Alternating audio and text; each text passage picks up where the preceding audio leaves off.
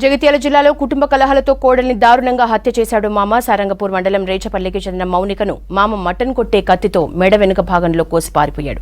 పోలీసులు నిందితుడి కోసం గాలిస్తున్నారు. మౌనిక భర్త విదేశాల్లో ఉన్నాడు. మృతురాలికి 2 కుమార్తెలు ఉన్నారు. హత్యకు సంబంధించి పూర్తి వివరాలు తెలియాల్సి ఉంది. కేసు నమోదు చేసి దర్యాప్తు చేస్తున్నారు పోలీసులు.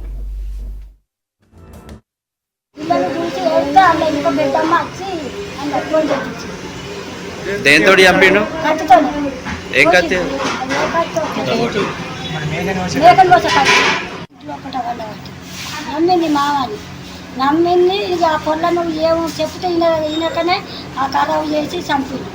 అందరూ ఒకటి అయ్యి అన్ని తీసుకున్నారు. పాస్పోర్ట్ దుబాయ్ పోతానని తయారైంది దేశం. ఆ దేశం పోకముందే ఈ దేశం పంపించానని కడుపులో పెట్టుకొని చేసారు. అంతే. నిన్న ఇలాగ పవరం మధ్యలో జైతాల పోయి తల్లి తీసుకొని ఉన్నది.